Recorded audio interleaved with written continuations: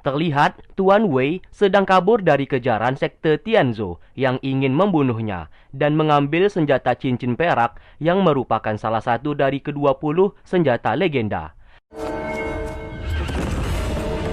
Sedangkan Guru Li memberikan tugas kepada Zong beserta Su Min untuk mencari keberadaan Tuan Wei.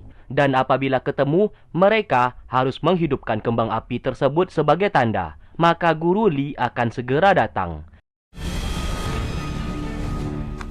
Setelah berpencar, Guru Li yang juga ikut mencari sesaat menyadari kalau Zong sedang mengikutinya dari belakang.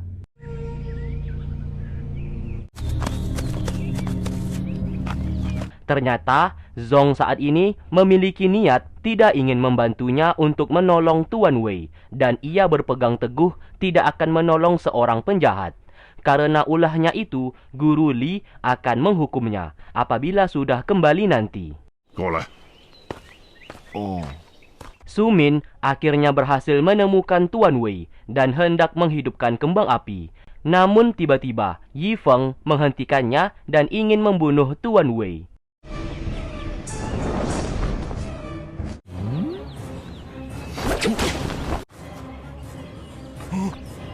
Tak lama kemudian Guru Li datang ke sana untuk menghentikan tindakannya. Pertarungan di antara mereka pun tak dapat terelakkan. Namun hanya dengan satu kali serangan, Yi Feng kalah telak dan pingsan di tempat.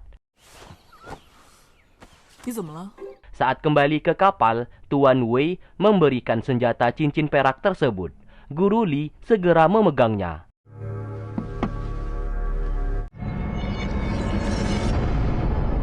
Sedangkan Yi Feng bersama Zong dikurung ke dalam penjara sebagai hukuman.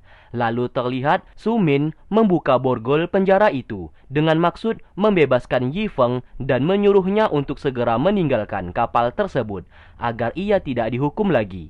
Namun, Yi Feng tidak ingin berbuat seperti itu. Ia pun memiliki ide dengan berpura-pura menyandera Su Min di hadapan Guru Li, supaya Su Min tidak disalahkan kalau ia yang telah membuka borgol penjara. Hal tersebut segera mereka lakukan. Baru saja masuk ke dalam kamar Guru Li, mereka melihat sang guru keracunan dan hampir tewas. Keesokan harinya, ternyata semuanya ini ulah dari Tuan Wei, yang rupanya telah bekerja sama dengan sekte Tianzhou untuk berpura-pura mengejarnya. Dengan begitu, Tuan Wei diselamatkan oleh Guru Li. Di saat Guru Li memegang senjata cincin perak, Guru Li langsung keracunan. Akibat senjata tersebut telah dilumuri racun untuk membunuhnya. Tuan Wei meminta belas kasihan karena ia telah melakukan perintah Bambang. Namun sayang, Bambang hanya memanfaatkannya saja dan akan tetap membunuhnya. Sementara itu, Tang Yu memeriksa kesehatan Guru Li sambil berkata kepada mereka semua kalau Guru Li terkena racun iblis hijau yang sangat langka.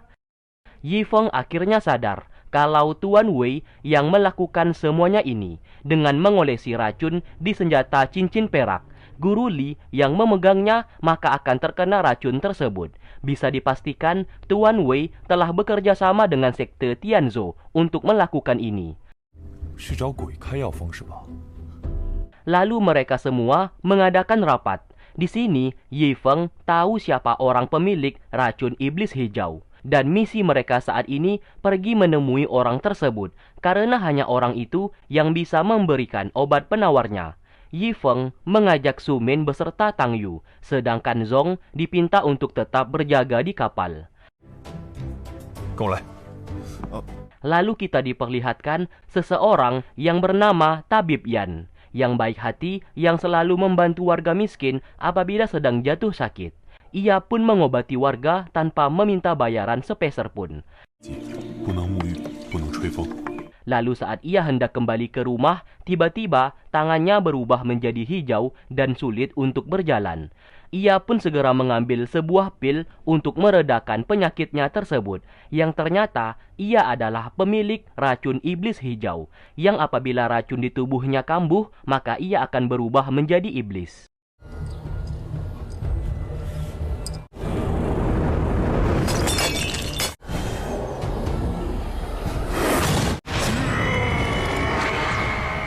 Akhirnya, tabib Yan kembali pulih. Ia pun teringat saat bersama dengan sang kekasih, yang dikala itu secara tiba-tiba meninggalkannya tanpa sebab yang jelas. Lalu, racun iblis hijau kembali kambuh di tubuh tabib Yan. Kekasihnya segera kembali untuk merawatnya.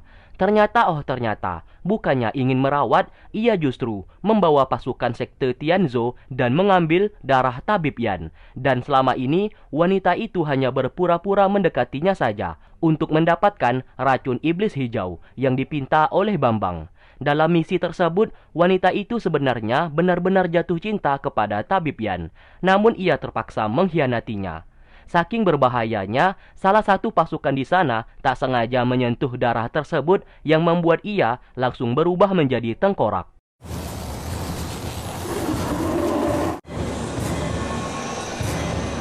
Setelah melakukan itu, wanita tersebut meminta maaf atas apa yang telah ia lakukan saat ini.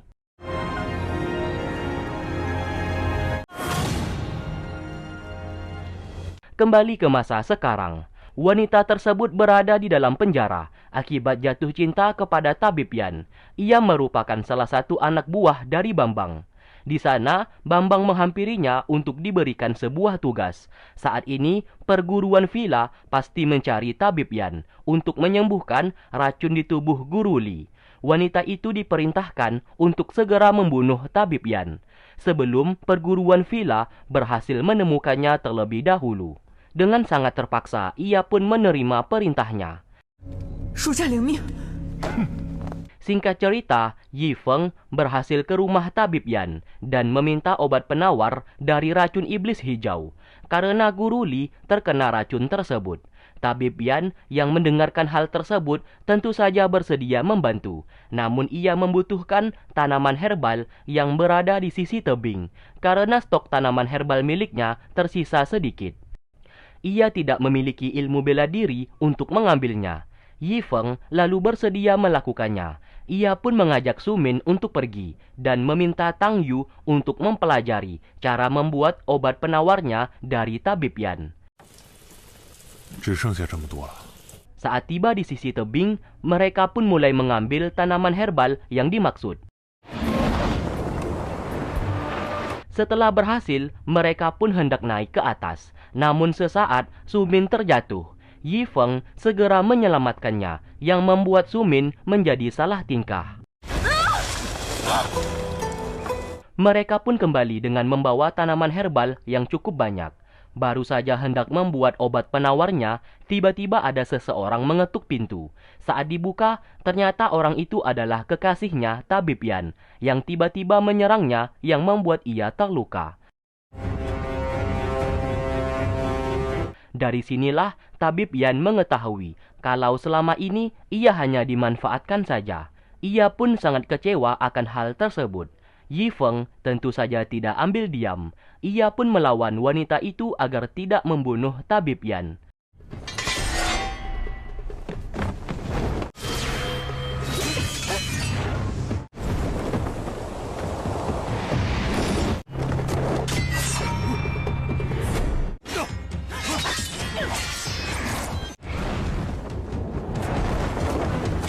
Sesaat, Su Min datang ke sana dengan niat ingin membantu. Namun bukannya membantu, ia justru terkena serangan yang membuat ia terluka.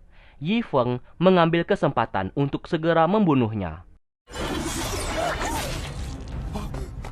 Lalu ia pun mengecek luka Su Min, yang ternyata di senjata wanita tadi terdapat racun iblis hijau. Dan kini Su Min terkena racun tersebut. Sedangkan tabib Yan dilukai oleh kekasihnya sendiri yang membuat ia berubah menjadi iblis dan menyerang siapapun di sana secara membabi buta.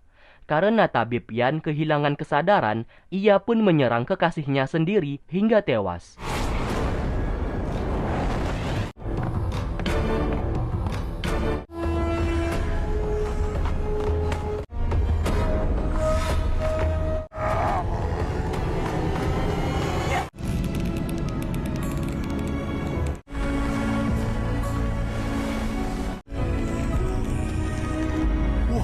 Yi Feng segera menggunakan senjata tombak cahaya yang membuat Tabib Yan berubah ke bentuk manusianya.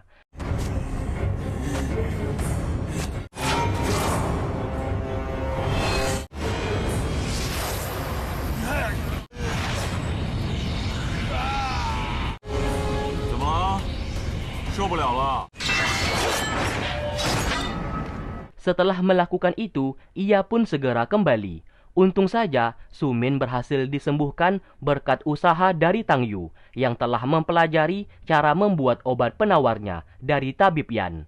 Yi Feng merasa lega melihat Su Min baik-baik saja. Sedangkan Tabib Yan hanya bisa menangisi kematian kekasihnya yang mati di tangannya sendiri.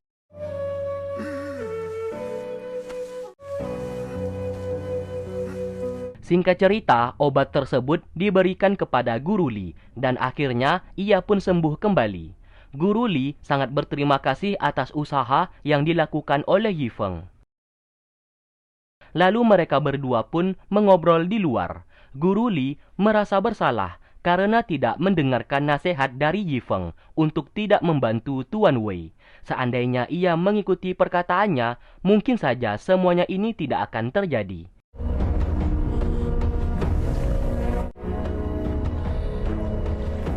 Di sisi lain, Lukman memberikan informasi kalau Tabib Yan berhasil diselamatkan oleh perguruan villa dan Guru Li juga berhasil selamat dari kematiannya. Bambang sudah tidak peduli akan semuanya itu karena senjata cincin perak saat ini sudah berada di tangannya. Lukman diberikan tugas baru, yaitu pergi ke sekte Xiao untuk mencuri salah satu senjata dari ke-20 senjata legenda. Apapun caranya, mereka harus lebih dulu mendapatkannya sebelum perguruan villa. Yi Feng saat ini masih kepikiran mengenai duelnya dengan Bambang pada tanggal 15 bulan depan. Ia harus menjadi lebih kuat, apabila tidak, maka ia akan kalah bertarung nantinya. Bambang juga berkata apabila ia kalah, maka Yi Feng harus menyerahkan pedang dupa miliknya, sekaligus kitab pedang yang ia simpan. Sementara itu, Lukman bersama pasukannya memasukkan racun iblis hijau ke dalam sumur milik keluarga Xiao, yang seketika membuat seluruh penghuni isi rumah menjadi tewas terbunuh.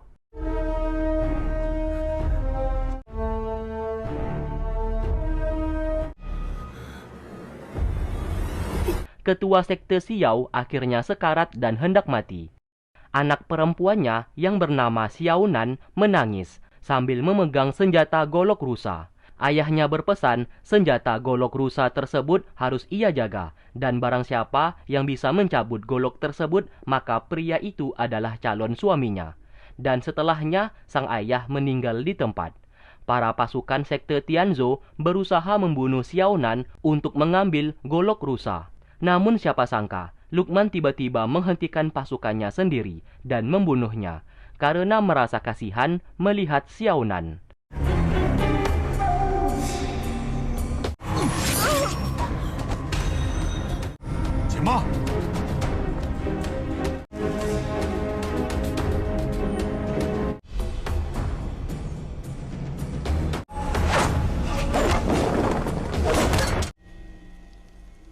Kabar mengenai keluarga Xiao telah dibunuh terdengar ke telinga Guru Li.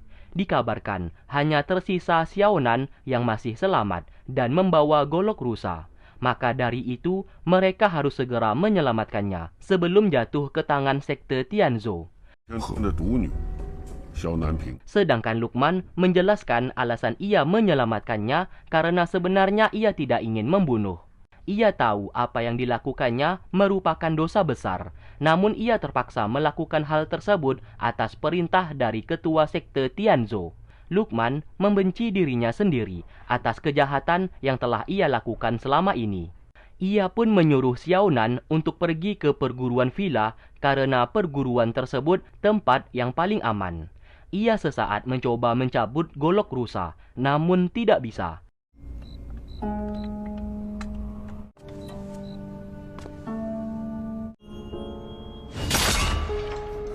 Xiaonan berkata, golok rusa hanya bisa digunakan oleh orang terpilih. Apabila seorang pria, maka pria tersebut akan menjadi suaminya. Singkatnya, Yi Feng bersama Zong berada di rumah keluarga Xiao dan mendapati semua orang di sana sudah tewas terbunuh. Tak lama kemudian, mereka mendapatkan informasi mengenai keberadaan Xiaonan yang saat ini disandera oleh Lukman. Zong dipinta untuk pergi terlebih dahulu, sedangkan Yi Feng akan mengamati situasi. Zong lalu datang ke sana untuk membawa Xiaonan pergi. Lukman ternyata sengaja melakukan ini supaya perguruan villa datang menjemput Xiaonan. Namun, Zong yang tidak mengerti maksudnya langsung menyerangnya karena menganggap Lukman seorang penjahat dari sekte Tianzhou. Dalam pertarungan tersebut, Zong kalah telak dan senjatanya pun diambil. Ia lalu tak sengaja meminjam golok rusa milik Xiaonan. Siapa sangka ia bisa mencabutnya dan menggunakan golok tersebut untuk bertarung dan berhasil melukai Lukman.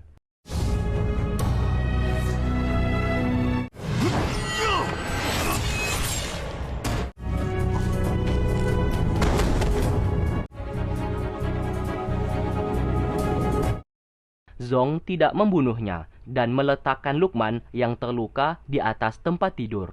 Sebelum ia pergi, Lukman berkata, siapapun yang bisa mencabut senjata golok rusa dari sarungnya, maka pria tersebut akan menjadi suami Xiaonan. Zong harus menjaga wanita itu. Sontak ia pun sangat terkejut mendengarkannya dan pergi dari tempat tersebut. Semenjak kejadian itu, Xiaonan langsung jatuh cinta kepada Zong dan menganggap ia adalah calon suaminya yang ditakdirkan untuknya. Zong justru merasa takut melihat Xiaonan yang begitu agresif mendekatinya. Saat di malam hari, Yi Feng menemui Lukman. Ia sangat marah karena Lukman mengkhianatinya dan memilih bekerja untuk Bambang. Ternyata Yi Feng dan Lukman ini merupakan saudara seperguruan. Faktanya, Yi Feng adalah murid pertama dari Guru Sanggun. Istrinya merupakan murid kedua. Bambang, ketua sekte Tianzhou, merupakan murid ketiga, dan Lukman murid terakhir. Alasan Bambang menculik istrinya supaya bisa berada di sekte Tianzhou dan berkumpul kembali menjadi saudara perguruan.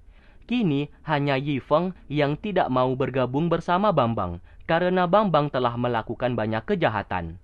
Lukman menjawab, ia tidak bisa melakukan apa-apa. Alasan ia tetap berada di sekte Tianzhou dan mengikuti segala perintah dari Bambang supaya bisa menjaga keselamatan istrinya Yi Feng. Yi Feng yang mendengarkan hal tersebut tidak jadi menghajarnya dan meminta ia untuk tetap menjaga istrinya. Apabila sampai hilang satu helai rambut, maka Lukman akan ia bunuh. Tidak peduli meskipun Lukman adik seperguruannya. Lukman yang ketakutan mengikuti perintahnya. 下月15我便会去找他，让他好好给我。如果若壁少了一根汗毛，我必。明白。 Di waktu bersamaan, Zong bertarung melawan pasukan sekte Tianzhou. Ia pun menggunakan golok rusa untuk bertarung di sana.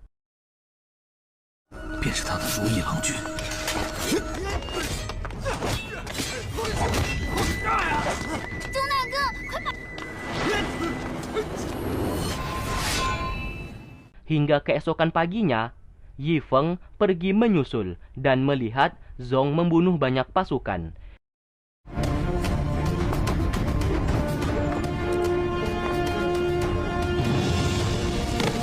Di saat ia mendekatinya, Zong tiba-tiba menyerangnya karena kesadarannya telah diambil oleh senjata golok rusa tersebut.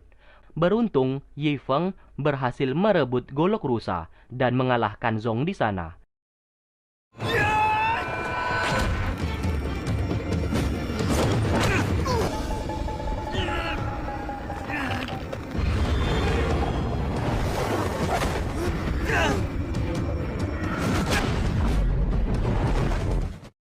Namun, ia justru yang diserang oleh golok tersebut. Tang Yu datang ke sana dan memasukkan kembali golok rusa ke sarungnya. Saat kembali ke kapal, Guru Li berterima kasih atas bantuan Yi Feng. Untuk kesekian kalinya ia menolong muridnya. Yi Feng menjelaskan, golok rusa sangat berbahaya karena terdapat iblis di dalamnya yang mampu mengambil alih kesadaran si pengguna. Guru Li membawanya ke sebuah ruangan untuk mengatasi ketakutan di dalam hati Yi Feng. Di alam bawah sadarnya, ia pun bertemu dengan Bambang. Lantas ia pun langsung menyerangnya.